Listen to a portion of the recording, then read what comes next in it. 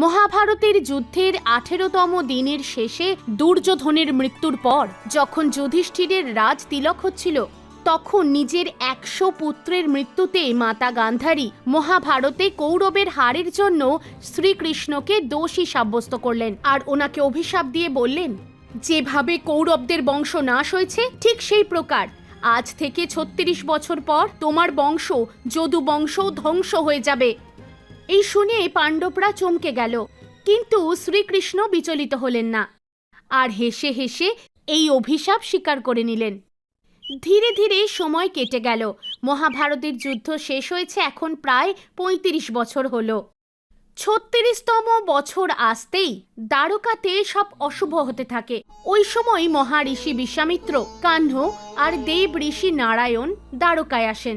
যাদবকুলের নবযুবকরা যখন জানতে পারল যে কিছু ঋষি দ্বারকায় এসেছেন, ওরা ঋষিদের সঙ্গে মজা করবে স্থির করে নেয়। সবাই যাদব কুমার শ্রীকৃষ্ণের পুত্র শাম্বকে স্ত্রী বেশে সাজিয়ে ঋষিদের সামনে নিয়ে যায় আর তাদের বলেন, প্রণাম ঋষিগণ, এই মহিলা আমাদের ভাই বাবলুর পত্নী আর ও গর্ভবতী। এর পুত্র লাভের বড়ই লালসা। ঋষিগণ, কৃপা করে বলুন এর গর্ভে যে সন্তান রয়েছে তা ছেলে না মেয়ে? নিশ্চয়ই বাবা। এই শুনে সব ঋষিগণ ধ্যান শুরু করলেন, কিন্তু যখন ঋষিরা ধ্যান করলেন তারা বুঝতে পারলেন এ কোনো স্ত্রী নয়, আসলে শ্রীকৃষ্ণর পুত্র শাম্ব। ওদের এই ব্যবহারে ক্রুদ্ধ হয়ে ঋষিরা অভিশাপ দেয়, তোমরা এভাবে ঋষিদের সাথে নিম্ন রুচির মজা করতে লজ্জা পেলে না? এ তো কোনো স্ত্রী নয়, বরং শ্রীকৃষ্ণের পুত্র শাম্ব। আমরা অভিশাপ দিচ্ছি যে এর গর্ভ থেকে লোহার হামানদিস্তা জন্মাবে, আর ওই হামানদিস্তা দিয়ে তোমরা বলরাম আর কৃষ্ণ বাদে গোটা যদুবংশ ধ্বংস করতে থাকবে। ভয় পেয়ে গিয়ে যাদব কুমারেরা ঋষিদের কাছে ক্ষমা চাইতে শুরু করে। আমাদের ভুল হয়েছে, ক্ষমা করুন ঋষিবর, আমরা বড় ভুল করেছি, আমাদের ভুলের এত বড় সাজা দেবেন না। কিন্তু ঋষি ওদের একটাও কথা শোনে না আর ওই স্থানকে ছেড়ে চলে যায়। ওই 3 ঋষি শ্রীকৃষ্ণের কাছে গিয়ে সব ঘটনা বিস্তারিত জানায়। হে ঋষিবর, আপনারা যেমন বলেছেন তেমনই হবে। এরপর ভয় পেয়ে গিয়ে সমস্ত যাদব কুমারেরা রাজা উগ্রসেনের কাছে গিয়ে সব বলে দেয়। তোমরা চিন্তা করো না, আমি ওই লোহার হামানদিস্তার চূর্ণ বানিয়ে নদীর জলে প্রবাহিত করে দেব, তাতে আমরা অভিশাপ মুক্ত হব। পরের দিন শাম্ব লোহার এক হামানদিস্তাকে জন্ম দেয়। যাদব কুমারেরা সেটা রাজা উগ্রসেনকে দিয়ে দেয়। রাজা হামানদিস্তাটাকে চূর্ণ বিচূর্ণ করে সমুদ্রে ভাসিয়ে দেয় আর উনি ঘোষণাও করে দেন, এবার থেকে যাদব রাজ্যে নেশার জিনিসের উৎপাদন হবে না, আর যে ব্যক্তি এই কাজে ধরা পড়বে সে তার ভাই বন্ধুদের সাথে শুলে চড়বে। এরপর দ্বারকাবাসীরা নিজেদের ওপর আসা সংকটকে এড়াতে বিভিন্ন রকম প্রয়োগ করতে থাকে, কিন্তু কথাই আছে, যা বিধির বিধান তাকে তো কেউ খণ্ডাতেই পারবে না। এরকমই দ্বারকাবাসীদের সঙ্গেও হয়। লোহার হামানদিস্তার জন্মের পর দ্বারকাতে প্রাকৃতিক দুর্যোগ আসে। ইঁদুরের সংখ্যা এতই বেড়ে যায় যে তাদের সংখ্যা মানুষদের থেকেও বেশি হয়ে যায়। মহিলারা তাদের স্বামীকে ধোঁকা দিতে শুরু করে আর গরুরা গাধাদের জন্ম দিতে শুরু করে। গুরুজনদের অপমান শুরু করা হয়। খাবার খেতে বসলেই থালাতে পোকামাকড় আসে। এইসব দেখে শ্রীকৃষ্ণ বলেন, মহাভারতের সময় যেমন যোগ ছিল তেমনই আজও আছে। এ হলো আমাদের সবার বিনাশের সময়। মাতা গান্ধারীর দেওয়া অভিশাপের সত্যি হওয়ার সময় হলো। তারপর শ্রীকৃষ্ণ দ্বারকার সমস্ত পুরুষদের তীর্থ নদীতে স্নান করার উপদেশ দেন। সব যদুবংশী তীর্থ স্নানের পর আবার ফিরে আসে আর একটি নিবাস স্থলে গিয়ে দাঁড়িয়ে পড়ে। ওখানে তারা মদিরা পান শুরু করে। সবাই মদিরা পান করার পর নিজেদের হুঁশ হারিয়ে ফেলে আর ওদের মধ্যে হিংসা শুরু হয়। সাত্বিক আর প্রদ্যুম্ন এই লড়াইয়ে মারা যায়। নিজের পুত্রদের মৃত্যু দেখে শ্রীকৃষ্ণ ক্রোধিত হয়ে ওঠেন। উনি সমুদ্রের ধারে হয়ে থাকা দুর্বা তুলে ফেললেন আর সেটা একটি বড় হামানদিস্তাতে পরিণত হয়ে গেল। এরপর যারাই তার সামনে আসে শ্রীকৃষ্ণ তাকে মুষলের আঘাতে মৃত্যু দেয়। আসলে এই দুর্বা ওই লোহা দিয়েই তৈরি হয়েছিল যেটা উগ্রসেন সমুদ্রে ভাসিয়ে দিয়েছিল। কালের প্রেরণায় যদুবংশীয়রা ওই হামানদিস্তা দিয়েই একে অপরকে আঘাত করে। যেই ক্রোধের সঙ্গে সেই দুর্বা তুলত তাই মুষলে পরিণত হয়ে যেত। ওই হামানদিস্তা দিয়েই পিতা নিজের পুত্রের আর পুত্র নিজের পিতার বধ করতে থাকে।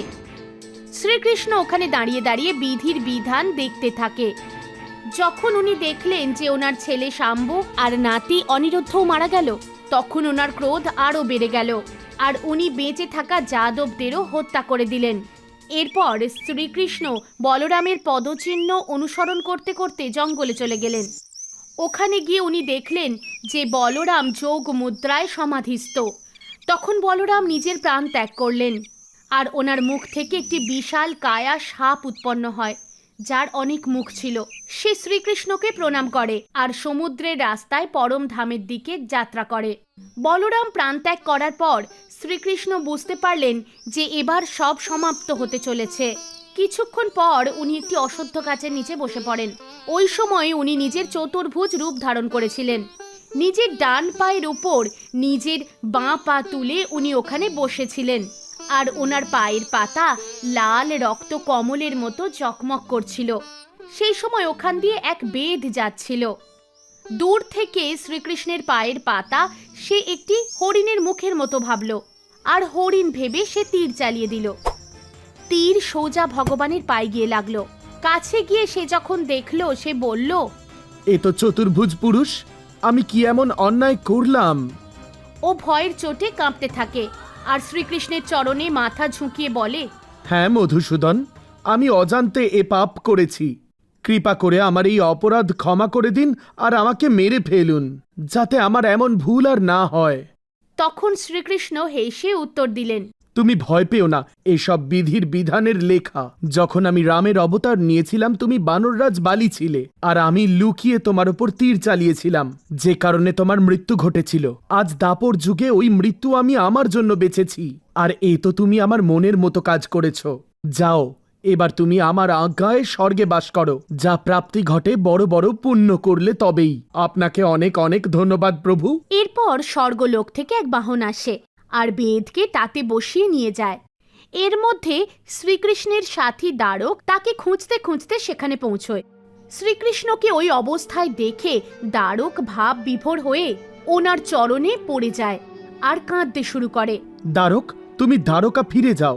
ওখানে সবাইকে বলরাম ভাই ও আমার সধাম গমনের খবর দাও আর ওনাদের সবাইকে বলে দাও সবাই যেন তাদের জিনিসপত্র নিয়ে ইন্দ্রপ্রস্থ চলে যায়। অনতি দূরে দ্বারকা সমুদ্রের গভীরে চলে যাবে। যা আপনার ইচ্ছে প্রভু। দ্বারক শ্রীকৃষ্ণের আজ্ঞা পালন করে সেখান থেকে চলে যায়। ওনার চলে যাওয়ার পর ভগবান শিব, পার্বতী, ব্রহ্মদেব আর অন্য সব দেবদেবী, অপ্সরা আর রক্ষকরা বেশ উৎসাহের সঙ্গে শ্রীকৃষ্ণের পরম ধাম প্রস্থান দেখতে আসেন। আকাশ থেকে ওদের উপর ফুলের বর্ষণ হতে থাকে। শ্রীকৃষ্ণ নিজের শরীর ত্যাগ করলেন, নিজের চোখ বন্ধ করলেন আর তিনি স্বর্গলোকে ফিরে গেলেন।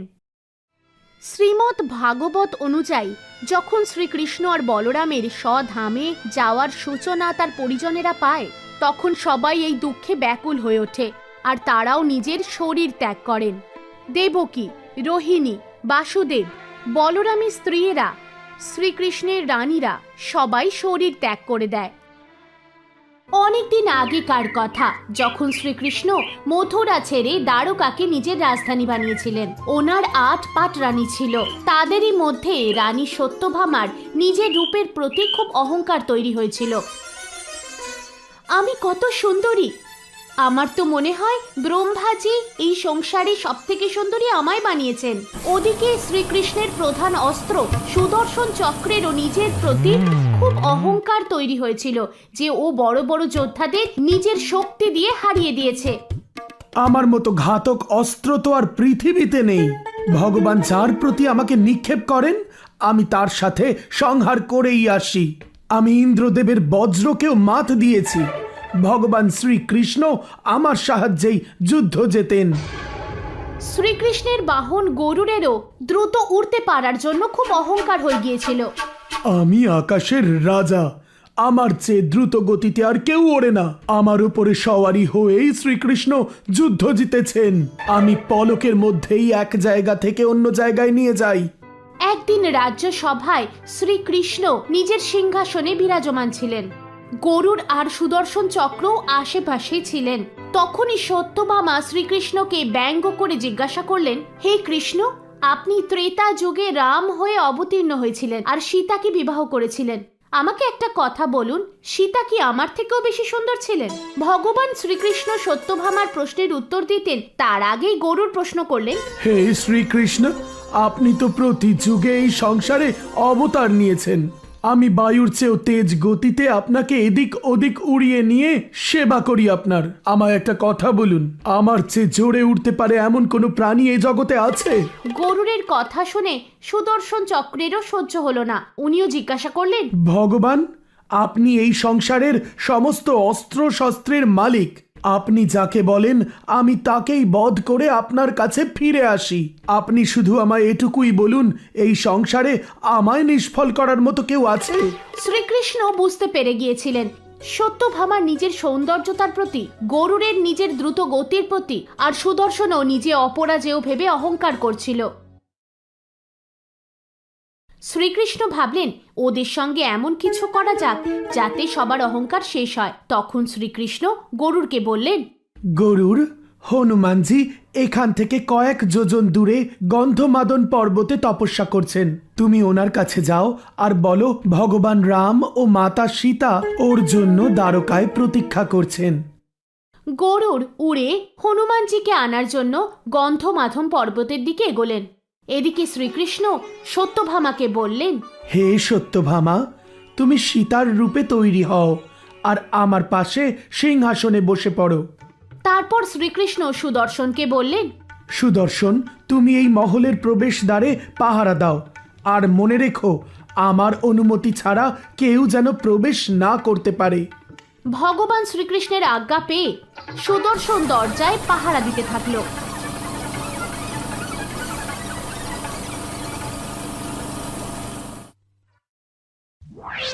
তারপর ভগবান শ্রীকৃষ্ণ শ্রীরামের রূপ নিলেন।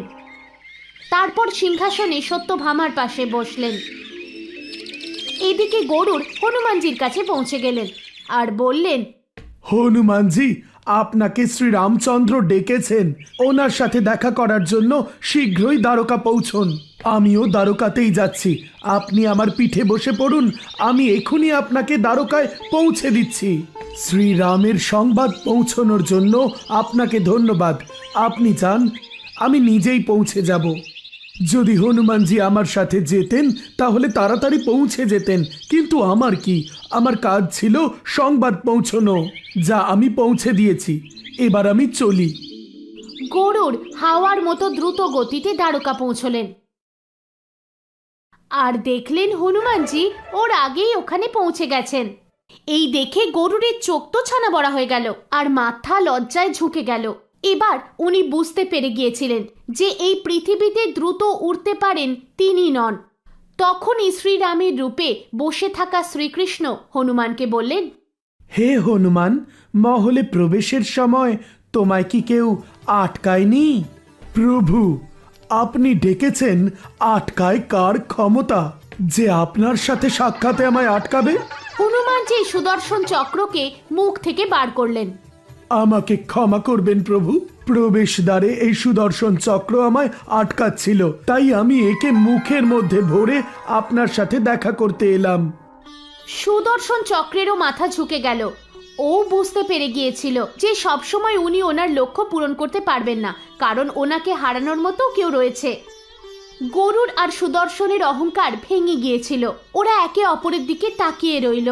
তখন হনুমানজি বললেন, আমি তো আপনাকে সহজেই চিনে ফেলেছি প্রভু। আপনি শ্রীরাম, আর এই যুগে আপনি কৃষ্ণ অবতারে জন্ম নিয়েছেন।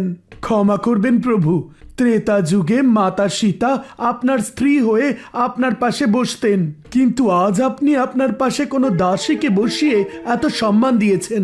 এই সময় শ্রীকৃষ্ণ উত্তর না দিয়ে সত্যভামার দিকে তাকালেন। সত্যভামা খুব লজ্জিত ছিলেন। ওনার প্রশ্নের উত্তর উনি পেয়ে গিয়েছিলেন যে সীতা কত সুন্দরী ছিলেন আর নিজের রূপ নিয়ে ওনার অহংকার ভেঙে গিয়েছিল। এইভাবে ভগবান নিজের ভক্তদের অহংকার হনুমানজিকে ডেকে নিয়ে দূর করলেন। এই ছিল ভগবান কৃষ্ণের অদ্ভুত লীলা। এই গল্পটা থেকে আমরা এই শিক্ষা পেলাম যে আমরা নিজেদের কর্ম নিয়ে যতই পারদর্শী থাকি না কেন, নিজেদের ওপর অহংকার করা কখনো উচিত নয় আর সবসময়ই বিনম্র হয়ে থাকা উচিত।